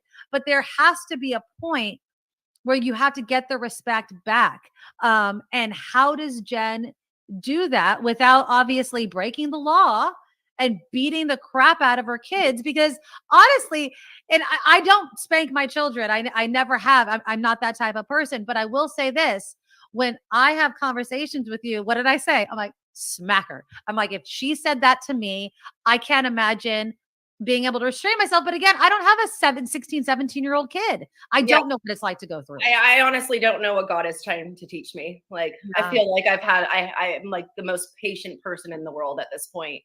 So it's like, can you cut me a break, buddy? Yeah, I don't know what to do. I mean, I've taken everything away. What more do I do? Mhm. I can't afford to put my kids in boarding school. Otherwise, honestly, it's crossed my mind. Yeah. Like, it's literally crossed my mind. Well, all Um, right. I mean, there's Jen's situation. I'm going to open it up to the comments. I'll share the comments with you. You watch the show regularly, so you'll be following along. What should Jen do? And if any of you were her older daughter, what worked for you? What Right. didn't work for you? Because the thing is, just like Jen mentioned, these kids' brains are still developing. They're not thinking clearly. But at the same time, she needs help, because my worry, and we've talked about this, Jen, Yeah. is that it goes down a road and they end up in trouble because they're just not listening to you, and they're not listening to your husband, and something bad may happen. And we don't want that to happen. We don't want that to happen. Absolutely not. Yeah. All right. So let us know in the comments. We may revisit this. I was trying to get a child psychologist to join us as well, but maybe I'll get one in the future. But you've said you've gone to therapy with them. If you take everything away, what is next? And how should Jen respond when her kids are so freaking disrespectful? I love you, my friend. Thank you so much for coming on the show. And we'll update it next. This is the Nikki Medoro Show. Bye. All right. So there we have it. Yeah. So Kim, First, I gave you a heads up about the whole situation first. Yeah. Okay. I want your reaction to the story. I expected to be really judgy against her. Right. I expected her to be wishy-washy, to be like, like the nice mom that wants to be more their friend than their parent. At the end of that interview, I wanted to grab her and hug her. Yes. And that's what I wish there I could before do the grace of God, all of us. I mean, because you don't know. I think you can lay the groundwork. I hope I have laid the groundwork to have my kids respect me and not even think of turning around and saying F you or no, I'm not coming home. Right. But even now, I'll see Julia, I ask her to do something or tell her not to, and that kid's going to do what she wants to do. Mm-hmm. There are consequences in this house, but she's only 13. Exactly. When you get to 17 years old, this kid's almost 18 and out of the house, right? Oh, Jen, man, that's hard. And I feel you. And I feel this is so painful for you. I feel like, I thought boarding school was good. I think Outward Bound, that Outward Bound program, I think that was good. But one of the things that I was thinking before I saw it in the comments, I think Mo Direct was saying it, was counseling. And I know she said she tried it, but even Murphy was saying, yeah, I'm flying blind many days. We focus on connection before correction, which is hard, but amazing. My girls are under a lot of pressure. We see a therapist almost every Friday to maintain good bonds. Weekly therapy. When you have a situation this egregious. So here's what I would do. Okay. At having not ever been a parent of a 17-year-old kid. Exactly. Right? So take this with a grain of salt, Jen. The car is sold. The car is not just taken away. The car is absolutely sold. If that means she doesn't have a job, and because you're not driving her back and forth, then she loses her job and her source of income. There you go. She's going to lose her job, and she's going to face an immediate consequence from having her car taken away. Not just taken away, permanently sold. That's how bad the situation is. It's gone. And to add to that, because she's her daughter's the only one with wheels, that also reduces the ability, their social life, because there's nobody to drive them around. So that could also reduce the instances of, disrespect and not coming home and those sorts of things. The phone isn't just taken away. The phone is gone. Yeah. The phone is forever permanently gone. Now you've lost that privilege and right. And so when you get a car or transportation to be able to get a job and have money and work to buy your own phone, that's something. But until then, we will not be providing you a phone. We will be only providing you that which we are legally obligated to, which is 3 meals a day and trying to get you to school and maybe some warm clothes for the winter. Done. Yeah, exactly. Otherwise, that's it. You've lost privileges. If you don't respect me, then you're not going to get the same respect returned to you. You're not going to get all the extras. And don't make it hard on yourself. I heard you say that it's sometimes a punishment for you, and that can be true when you take away their phone and then you can't. Your life becomes harder. Absolutely, that's right. But don't let it become harder. Don't drive her everywhere. Don't do it. Yeah, that means I feel like walk to school. Well, the fear is, and she had mentioned it. I tell them to walk to school, and then they just don't go. They go somewhere else, which. Then those are other consequences that she has to face. She's at the point now at 17, a junior or senior in high school, I'm assuming, where she's going to have to face the consequences, and you can't protect her from consequences if she doesn't go up show up to school, or if she doesn't graduate and she has to end up getting her GED. This is the path she's chosen for herself. If you make it easy for her and help her avoid those consequences, then she's not going to learn from this experience. You can't be a complete a-hole and then not face all the consequences. It's a permanent taking away of everything. Yeah. Everything. That's all I can think of. Really. It's tough. I saw a lot of them, and this was interesting, and I want your take on this. Somebody was mentioning, kind of going to the school, embarrassing her in front Oh, of I her, kind of love it. reducing her Mhm. social. On one hand, yes. On the other hand, that the only concern that I have is what response.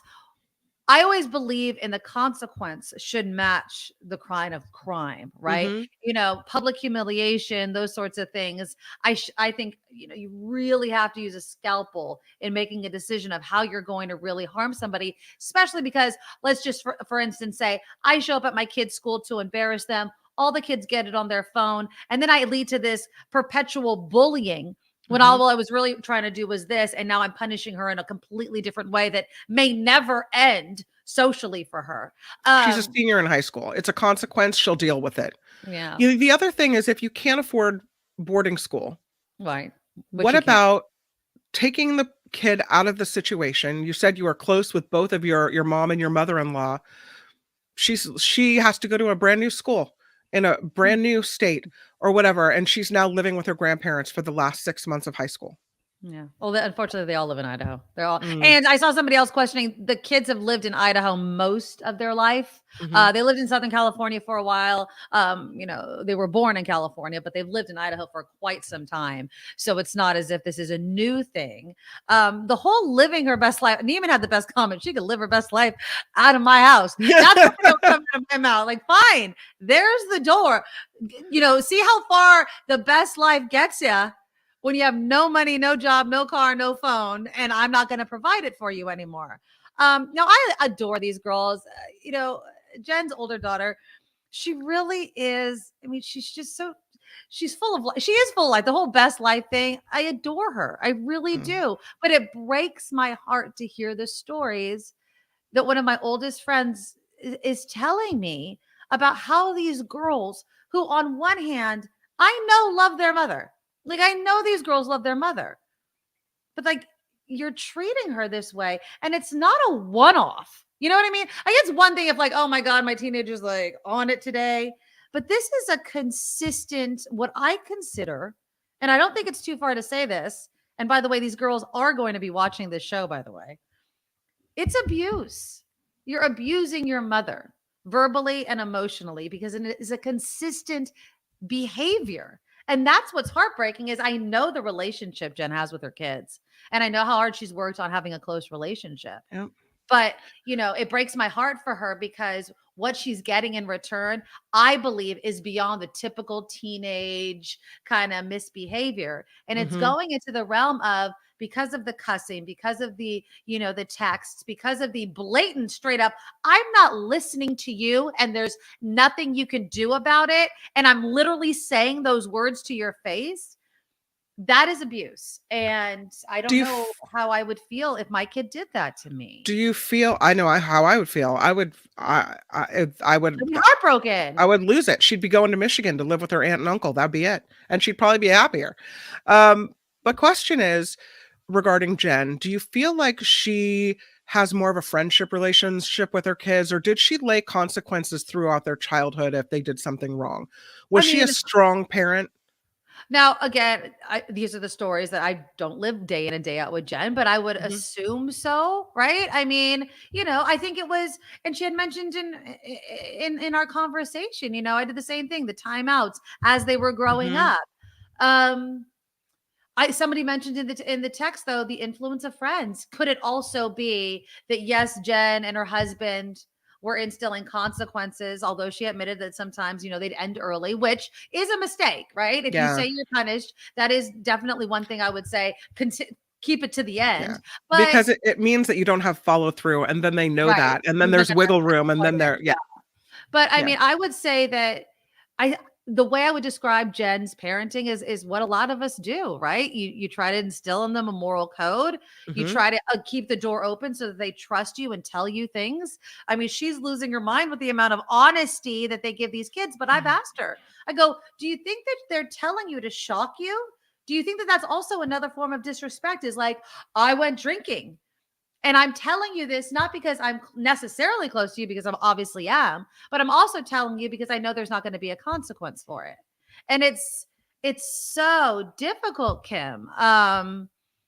Because on one hand, you don't want them hiding anything from you, but kids, teenagers nowadays, just like when they went into her car, they knew exactly what they probably knew before they opened the damn door what they were going to find.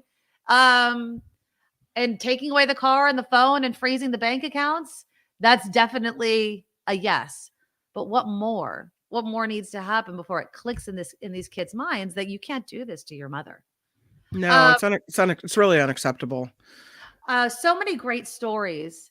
Did her kids follow the rules set by the parents? I mean, obviously her kids are not following her rules at all. Lori doesn't agree also with the public humiliation. This is only satisfying to the humiliator for the instant, and it creates more problems. This is a huge cry for help and needs more than parents can do. I definitely think because she's at her wit's end, maybe going back to counseling, even though I know she's already tried it. But not just like we're going to go try counseling for a month or two and then have it peter out. Like a consistent, we're going to counseling every week as a family, and we're going to talk about how you're making me feel. Right. I don't know. I feel like if the 17-year-old hears how heartbroken her mom is, how she's trying hard, how hard she's making her parents' life, then maybe she'll take some steps to change. But maybe I'm too hopeful. Yeah. Yowza says, how's the relationship between mom and dad? Do the kids see mom not being respected elsewhere? Nat and Jen have been together. They're together for years, almost as long as, well, not dating as long as James and I have, but yeah, they've been married a very long time. As far as I'm concerned, very happy marriage. I've never heard any different. So it's not that, as far as I can tell.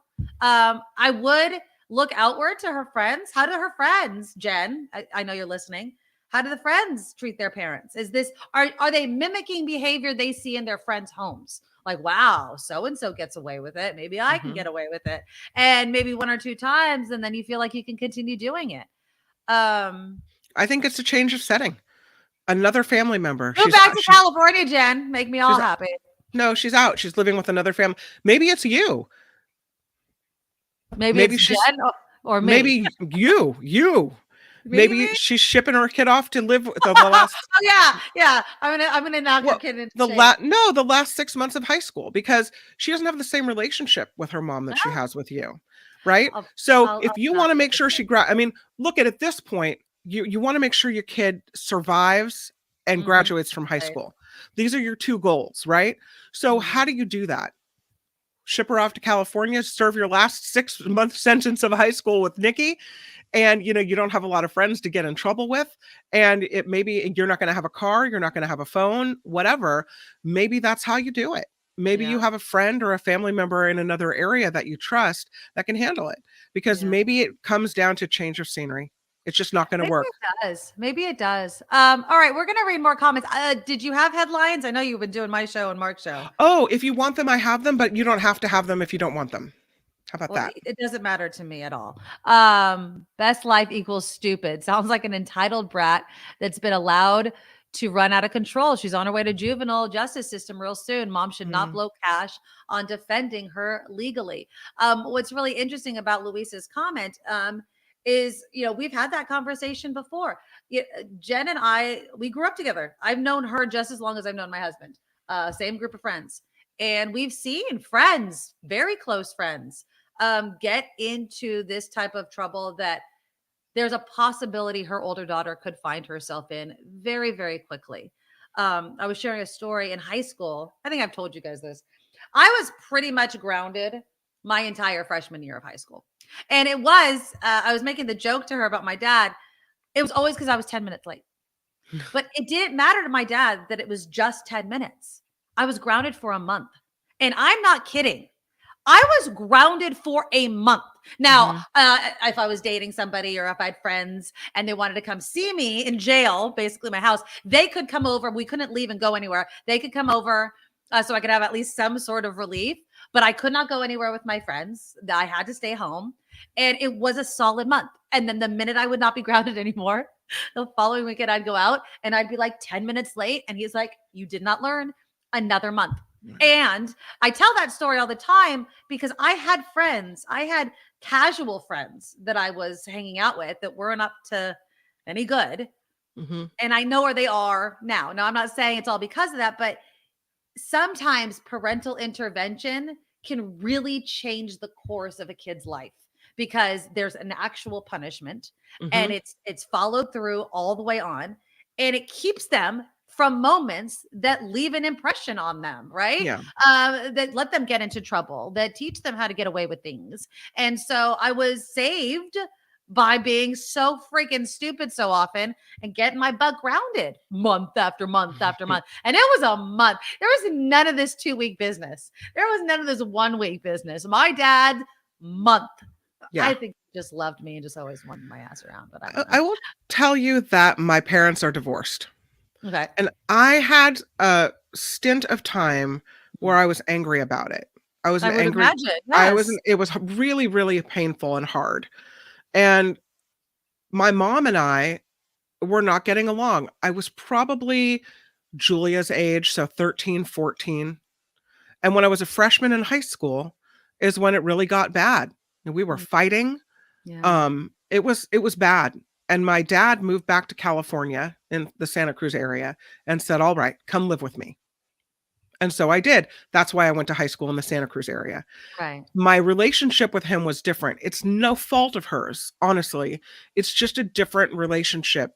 And Mm. that being moved from one house to another made all the difference. Wow. So that's why I think maybe a change of location would be the best, because I think sometimes you just, no matter how much counseling goes on, you just have these, you're in a rut, and you have the way you treat each other, and you have the way you talk to each other when the doors are closed.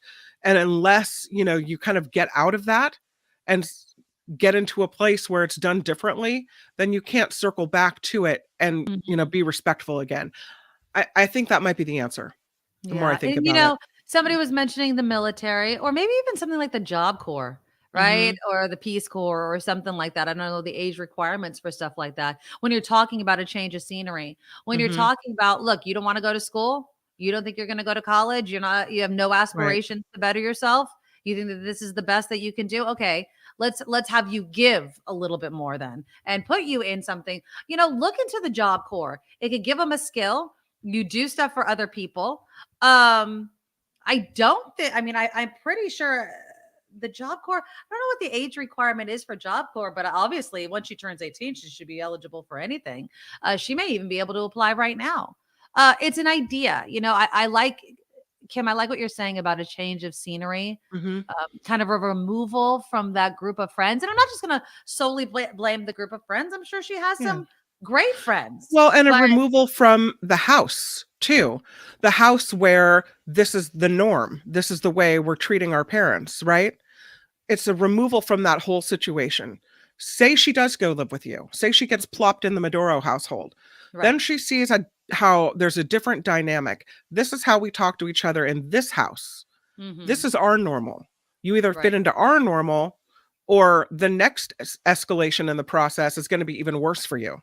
Right? Mm, If you can't make it here for 6 months, then right. maybe we go to court and emancipate you and you're on your own. But That's what a lot of people have been saying, yeah. I think a lot of people though are trying to write off this child, saying, "Oh, she's going to be a crappy adult, whatever." And I don't think that's true. I think a lot of people have had really rough, rebellious teen years, have looked back and, God, shaken Oh, their head and yeah, think, "God, I mistreated my parents. I did this. I wish if I could go back, absolutely. I would Yeah. do it all differently." So I wouldn't write this girl off. No. I think there's hope for her. I Oh, just no. think she needs to She's an sit. amazing young woman. Yeah, she needs to have some consequences thrown in. Yeah, A little change of absolutely. scenery thrown in. She'll be all right.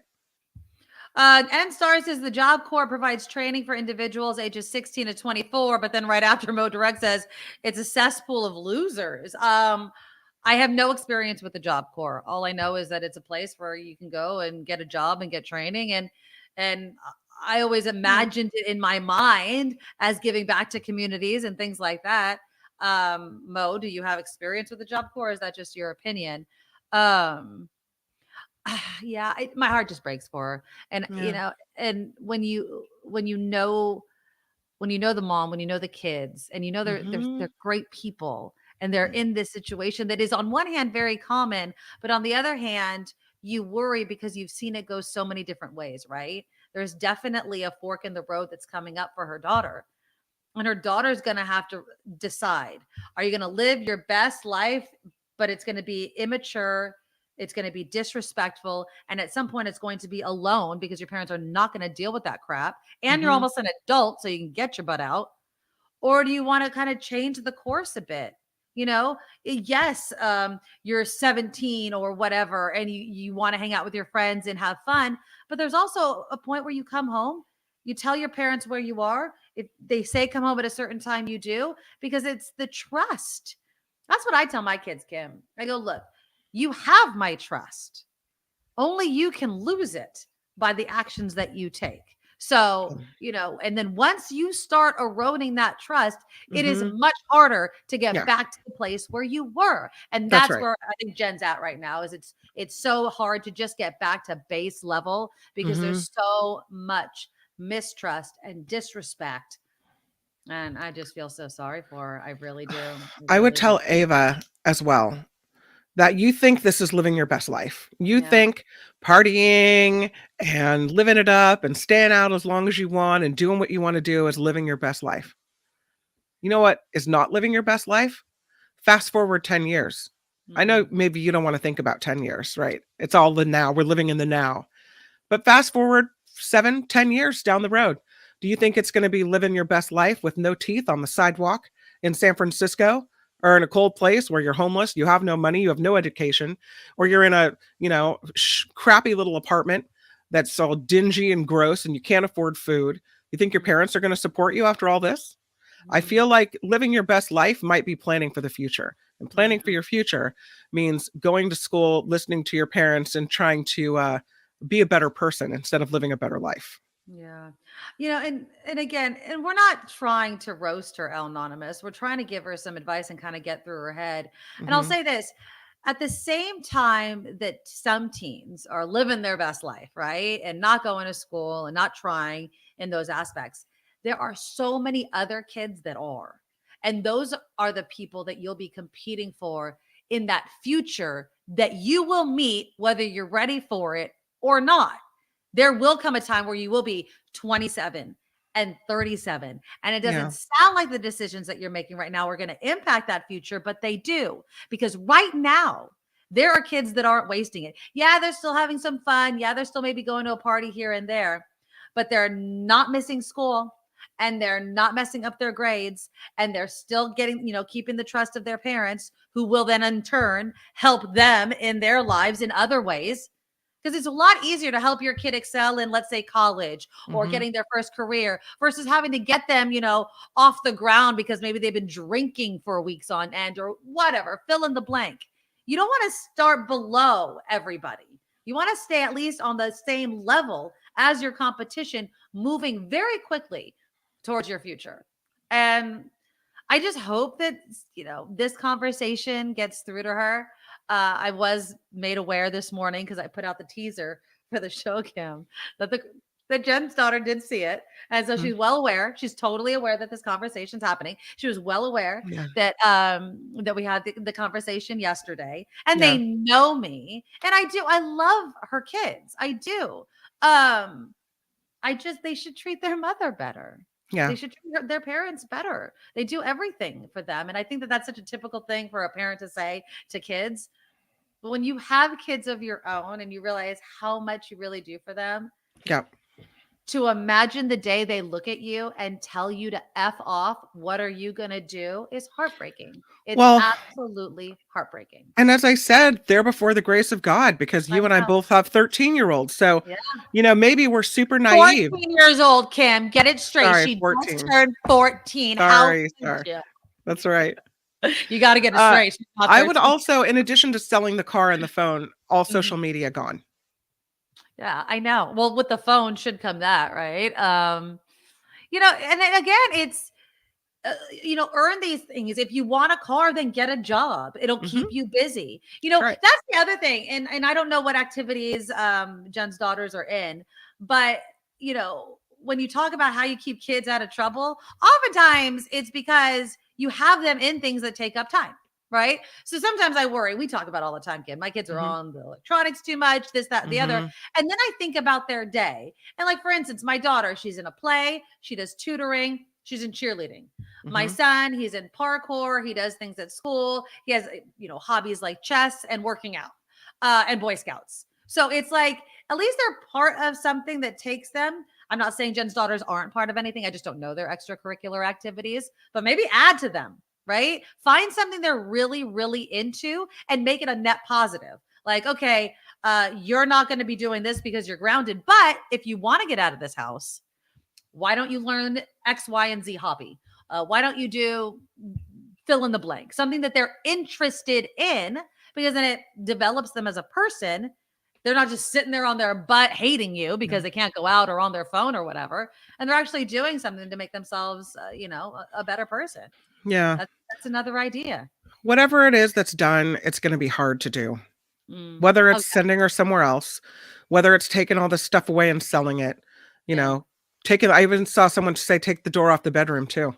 No privacy. You lost that. That happened to my husband privilege. when he was a kid. Yeah, he didn't have any doors. My husband had no doors on his bedroom for a while. And then I do agree. You were asking her in the interview, is there any support for you? And I think Rosalie's got it. You got to get counseling for yourself, for your own sanity.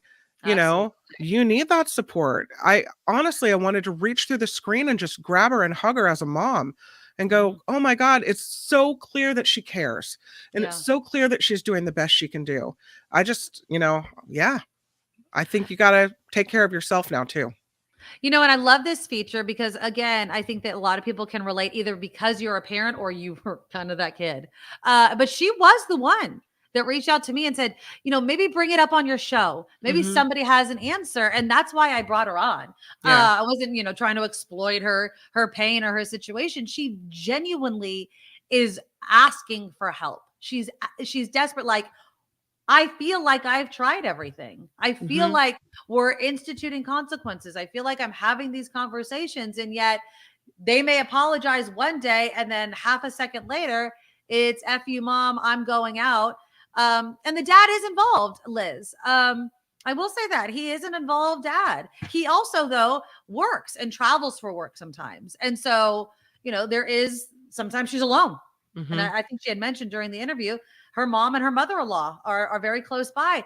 She needs to bring them in and be like, I can't just be one against two or even one against one. It has to, trying to have this united front.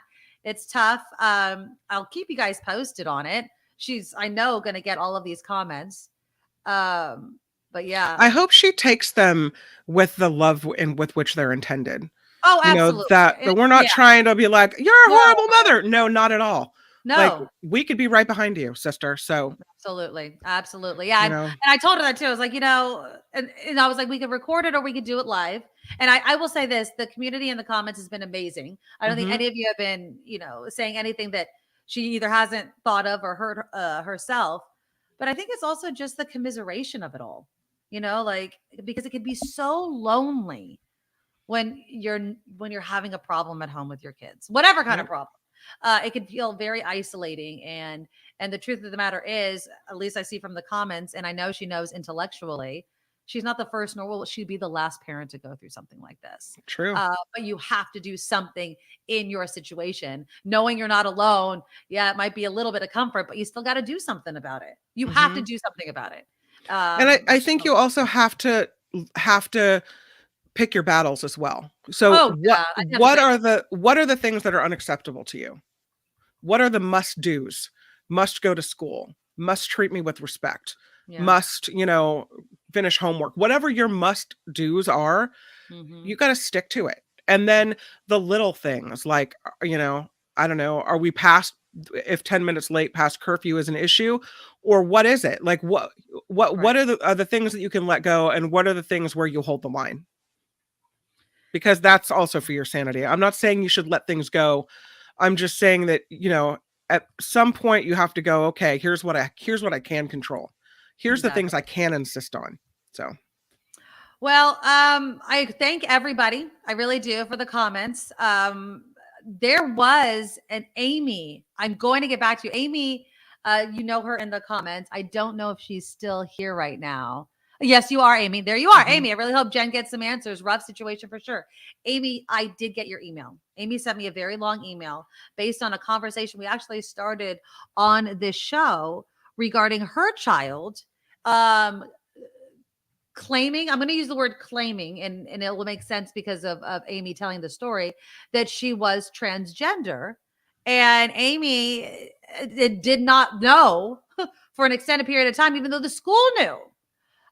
Amy, I'll keep you updated on Jen's story. You let me know if you want to come on and tell yours. You don't have to. I know you shared some of it in the comments when we were having that conversation not too long ago. I'm going to write you back anyway, though, in the email. But there's just a lot we can learn from each other in segments like this, Kim, and yeah. I like doing it. I think that this, I am not a therapist, but I do know that talking to people in your community, in this type of community, can be so helpful. It just Yeah. really.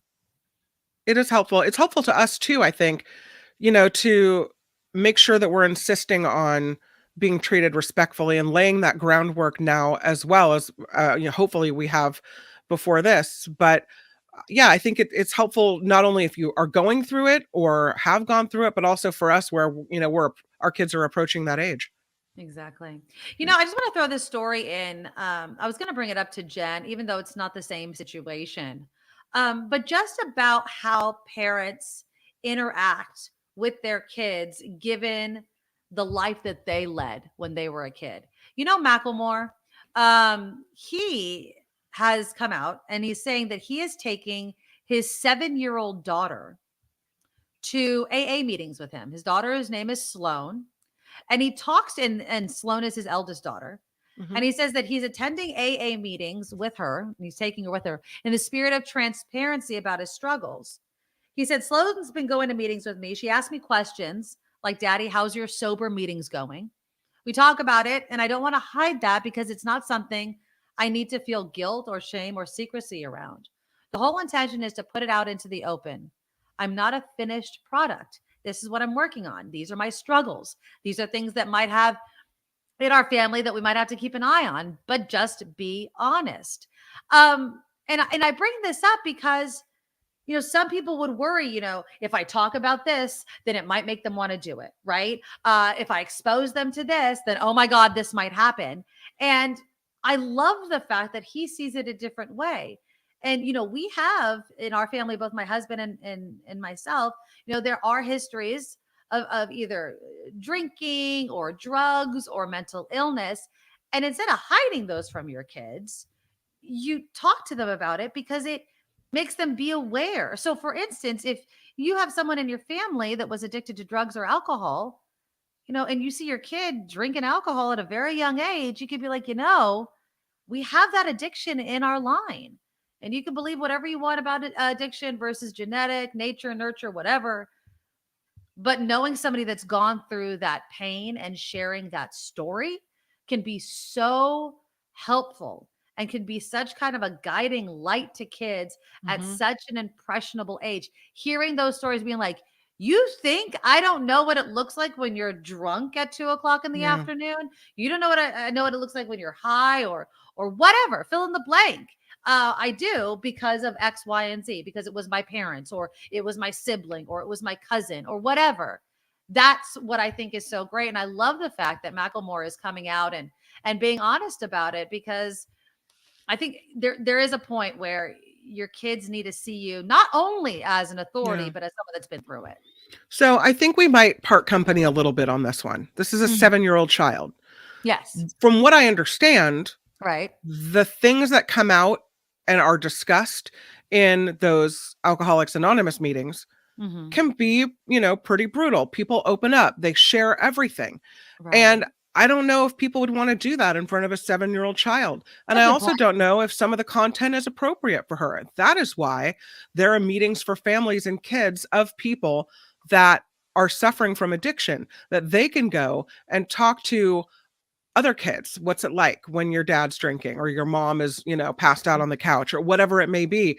Talk about their feelings about it all, where you don't hide the addiction, but you address it in a more appropriate setting. I don't think dragging your 7-year-old to an AA meeting is good for the people at the meeting or necessarily good for the kid. Now, when that kid is 13, it's Mm, great because after hearing some of the stories, it may be, a moment where they're like, I don't want to have those experiences. I don't want to hit rock bottom. So I'm not right. even gonna drink. I'm not even gonna go there because I've heard where that ends up. I've Yeah. heard that they laid the groundwork for me understanding how this all pans out in the end. That's one thing. But a 7-year-old child, I think that's too little. Yeah, I don't know what I was just, as you were saying that, I was trying to read if there was any sort of, because it is supposed to be anonymous, right? And Hmm. maybe they don't feel comfortable. I think your point about maybe the people there at the meeting wouldn't want to. I don't know how many people are in this meeting. I don't know why I think in my head, and this is probably naive, that like Macklemore is not just going to the neighborhood one because he's Macklemore. Like maybe he has to find a special one so they're made aware of it. I don't know if that would Maybe. even be possible. Or if these people are aware that a 7-year-old's coming and are okay with it. So those are great questions. Is 7 too young? Well, I guess I would just counter that. And I think it matters on the kid. Hmm. If a 7-year-old is seeing somebody battling an addiction, they're seeing it anyway. It's You why know what I you mean? send them to the family session to talk about, what is it, Al-Anon, Yeah. where it's the families of people that can talk Right. and get support.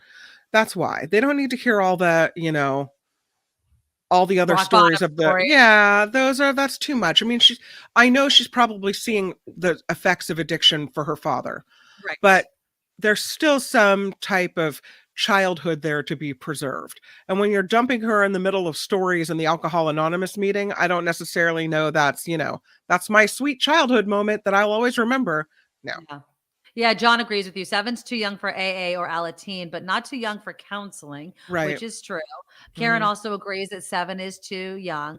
I guess I like just the transparency aspect, but you bring up a Yeah. great point. You really do. I think that again, everybody has to deal with the situation and how they're Hmm. going to treat it with their kids Yeah. on an individual basis. So I really, yeah, and Square, I love the fact I like this roundtable discussion. I'd like to do more of these. And it doesn't just have to be parenting, but I think that, you know, parenting and growing up and how we treat each other are topics that I love to get into because it touches all of us. And yeah, Kim, we're in the thick of it with these kids. So I'm thinking that these topics are not going to be too far in between. Okay, I appreciate Kim also starting off the show today. My daughter has been doing great. She actually went back to school after this latest Yay. infusion. So I thank everybody for being patient with me. It's just once a month now. They're going to be Yeah. speeding these infusions up for my kid. It's really encouraging. I'm really, really optimistic. Just another thing that parents and kids go through is when it's nothing like staying out late, but it's something health wise. But I do appreciate you, Kim. Thank you so much for stepping in. Absolutely. Tomorrow's show, I feel like we have, what's tomorrow? Tomorrow is Wednesday. Wednesday.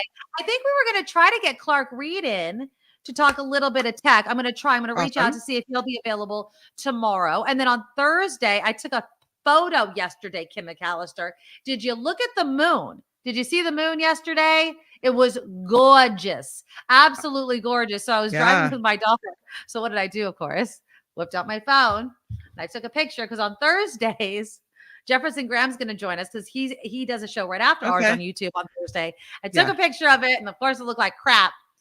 So I'm going to he needs to tell me It what I never can looks do. like what it looks like to your eye. It never looks like that when you take a picture of. The other day I saw a moonbow, which is a rainbow around I the saw moon. your picture of that. It Yeah. wasn't anything as amazing as what my eyes saw. My eyes saw the moon, a rainbow, actual rainbow around the moon with clouds outside of that ring, and the clouds were illuminated like a rainbow as well.